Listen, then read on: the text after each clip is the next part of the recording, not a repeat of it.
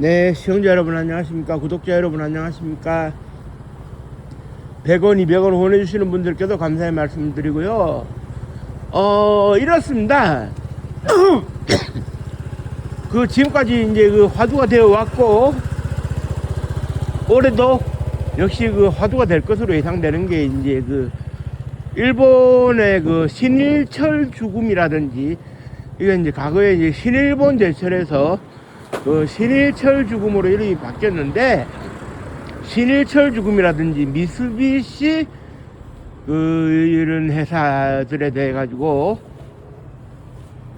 일제강점하에 그런 뭐랄까요, 강제 노동을 경험했던 강제동원 피해자들이 미지불 임금을 달라고 하는 이 소송이 이제 일본 회사에서 지불이 되어져야 하고, 지불이 되어지지 않을 때는 일본 회사의 국내 한국에 있는 재산을 압류할 수 있다는 이제 판결이 나오긴 나왔어요.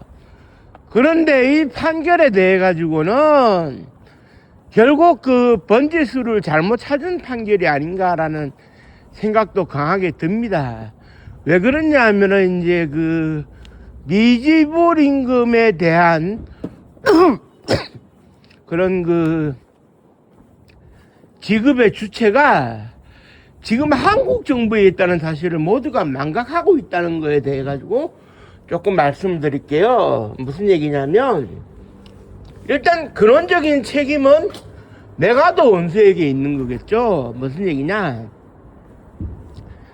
1945년도 9월 2일 날 미국의 미주리함에서 항복 조인식이 열렸어요. 그러니까 이제 일본의 시게무라 외무장관이라고 1932년도 4월 25일이었던가요? 홍구공원에서 윤봉길 의사의 폭탄에 다리 하나를 다친 이 쩔뚝이 외무장관인데, 이 사람이 서명을 하면서 이 전 세계의 평화가 도래했다, 이렇게 메가도 원수가 서명을 했는데, 이때 한일 간에 있어 가지고 미국이 도쿄의 GHQ라고 하는 점령군 주둔군 사령부를 설치를 하고 통치를 하면서 급격하게 무언가가 바뀌는 걸 원하지 않았어요. 그러니까 GHQ 사령부에서 뭐 이렇게 지시를 하기 전에 어떤 것도 하지 마라, 이렇게 된 거예요. 그래 이제 GHQ 사령부에서 하지 마라 이러니까 할 수가 없는 거 아닙니까? 그러니까 미쓰이나 미쯔비시나 신일본 제철 같은 경우에도 당장에 돈도 없지만 있던 없던 미지불 임금에 대한 지급도 못하는 상황이 됐어요. GHQ의 눈치를 보게 되니까. 그런데 이거는 결국 줘야 될 돈이기는 한데, 한일 국교 정상화가 1965년도에 이루어졌죠. 그때 당시에 박정희 대통령하고 이제 이케다 수상 사이에 이루어졌는데, 여기서 이제 중요한 것은 그거였어요.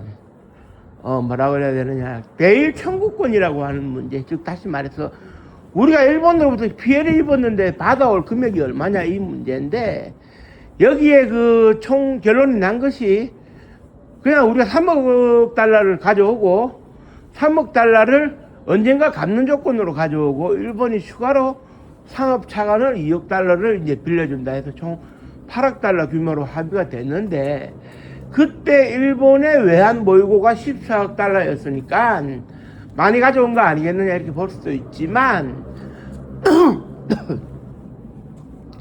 기본적으로 당시 야당 국회의원이었던 김대중 의원실, 훗날 대통령이 되는 김대중 의원실에서 작성한 문서에서는 최소한도로 27억 5천만 달러를 가져와야 된다라고 이제 주장을 했고, 그보다 더 많은 금액을 가져올 수 있으면 가져와야 된다. 대신에 일본이 지급할 능력이 안 된다면 분할 지급으로 일본에게 빼먹으면 된다, 뭐 이런 계산도 있었던 것 같아요. 그런데 그때 당시에 미국이 그때 이제 케네디 행정부와 존슨 행정부에서 연달아 뭐라고 그러느냐, 한일 국교 정상화를 빨리 하지 않으면 양국 모두에게 불이익을 줄 거니까 그냥 적절한 금액에서 타협해라. 모두 양보해라. 그런데 여기서 가장 핵심이 되는 게 뭐냐면 그런 겁니다. 미지불 임금이 얼마였다 해가지고 그 얼마를 주는 것이 아니죠. 이제 무슨 얘기냐 하면 세월이 흘렀으니까 1965년도를 기준으로 한다면 20년이 지난 시점에서의 경제적 부가가치를 환산해서 줘야 되는데 그렇게 환산을 하게 될 경우에는 이건 말이지 그 가래로 막을 걸 호미로 호미로 막을 걸 가래로 못 막는다는 얘기처럼 이게 뭐 감당이 안 되는 거예요. 그러니까 그냥 적당히 3억 달러로 퉁치자는 계산이 그때 나온 거거든요. 그 소위 말해서 이런 겁니다. 그때 당시에 미지불 임금에 대해 가지고 정확한 계산도 하지 말고 경제적 부가가치를 환산하지도 말자.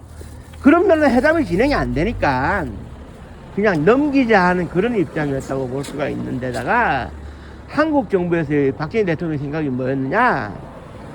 미지불 임금을 얘기하는 것은 맞는 얘기겠지만 돈 받아와가지고 국민들에게 미지불 임금 다 나눠주면 국가는 경제개발을 뭘로 하느냐. 그래서 그때 당시에 박정희 대통령은 어떤 입장이었느냐면 개인의 청구권 미지불 임금은 좀 포기하고 경제발전을 위해서 돈을 쓰자.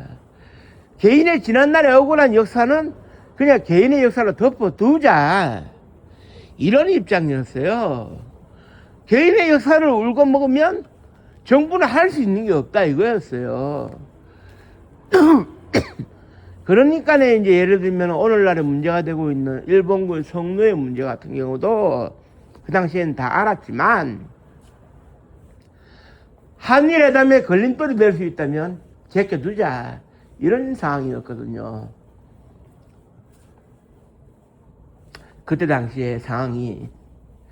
그러니까 이제 결국 일본에서는 금액 차이가 어떻게 되었던 개인 청구권에 따른 미지불 임금을 한국 정부가 줬다는 입장인 것이고 한국 정부도 받았다는 입장이기 때문에라도 미지불 임금의 경우에는 결국 한국 정부가 이제 토해내야 될 부분이 되는 거예요. 그때 받은 건 맞으니까.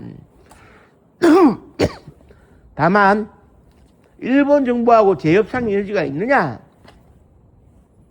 저는 재협상 여지가 있다고 봅니다. 그러니까 한국 정부가 이제 와가지고 미지불 임금들을 본인들은 다 죽고 없으니까 후손들에게 지급을 해야 되는데 여기에서 어떻게 되느냐? 80년이 지난 오늘날의 시점에서의 그런 경제적 부가가치의 환산이 필요하지 않겠습니까?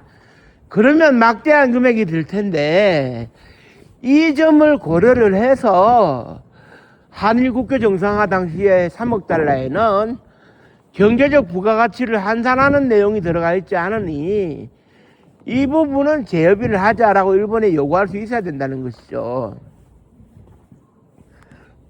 그리고 이거는 강제동원 자체가 미쓰비시나 신일철 죽음 자체적으로 한 것이 아니라 정부 주도로 모든 걸 했기 때문에 영속성을 가지고 법적인 그런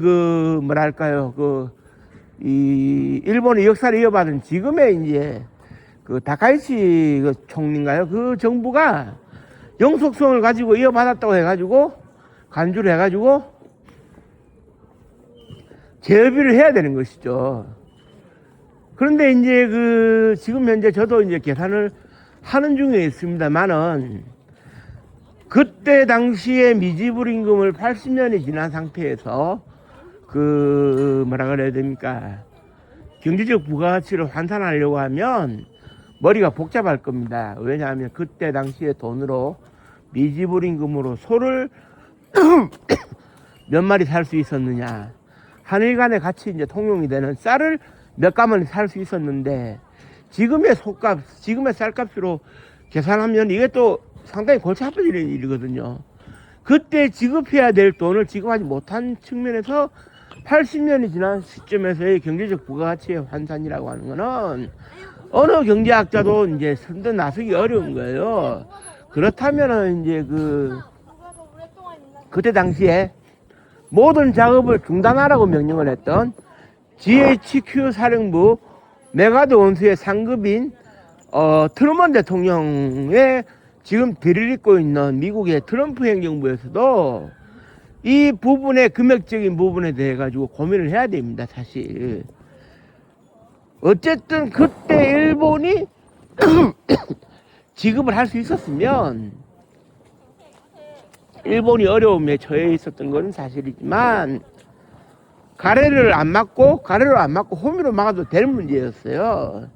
해결될 수 있는 문제였는데 전후에 일본이 쓰러지는 걸 원하지 않았던 미국의 그런 욕심으로 인해 가지고 그런 일이 저질러진 거니까 결국 미국이 어떤 식으로든지 책임을 져야 된다. 이것에 대해 가지고는 저는 변함없는 소신을 가지고 있고요. 결국 이 문제를 가지고는 한국, 일본, 미국 간의 당사 책임자들, 경제수장들이 모여가지고 회의를 해야 됩니다. 회의를 해서 비율에 따라 가지고 금액을 지불할 수 있어야 되는 거예요. 즉 다시 말해가지고 그러니까 잘못된 역사를 금전적으로 환산할 수 없다는 거는 만국 공통의 진리이겠습니다만은 개인 간에 맺어진 월급에 대한 약속은 지켜져야 하는 것이거든요. 그리고 그 책임이 있는 일본, 한국, 미국은 이에 응해야 되는 것이죠. 이걸 모른 척 하면 안 됩니다. 그때 당시에 역사가 살아있는데. 그러니까 이제 결국 이 문제는 누가 결단성을 가지고 이제 추진하느냐에 따라 달린 거겠죠. 지금은 양국, 이제 모든 국가들이 이제 한미일 모두가 책임 회피를 하고 있어요. 그게 이제 돈을 주기 싫은 측면도 있겠지만, 그때 당시의 상황에서 그렇게 안 했으면, 동북아가 전부 다 흔들렸으면 어떻게 될 뻔했느냐. 그게 이제 결국 그 큼지막한 역사에서 개인은 희생될 수밖에 없다는 이 논리 하나로 지금까지 이제 버텨온 건데, 그 자체가 이제 잘못되었다라는 점에 대해 가지고 저는 말씀드리는 것이고, 이거는 하루빨리 한미일의 최고 책임자들이 만나서 이야기를 해가지고 합의를 보고 그 80년이 지난 시점에서의 경제적 부가가치로 환산된 금액을 지급할 수 있어야 된다고 저는 봅니다. 그래서 억울하게 희생당하신 분들의 원혼을 달래줄 수 있어야 된다고 생각을 하고, 이런 국제거래상의 선례를 만들어야 앞으로 이런 일이 반복되지 않겠죠. 물론 강대국들의 입장에서는 또 앞으로 이런 일이 벌어질 수 있으면 벌어지는 것도 나쁘지 않다는 생각에서 이런 선례를 남기고 싶어 할 거예요. 그러니까 자기들의 유리한 선례. 그러니까 이번에 이제 이 건을 그냥 무마시킴으로 해가지고 앞으로도 전쟁이 나면 강제동원 가능하지, 이런 식으로 몰아가려고 하는 측면이 있는데 이거는 잘못된 거거든요.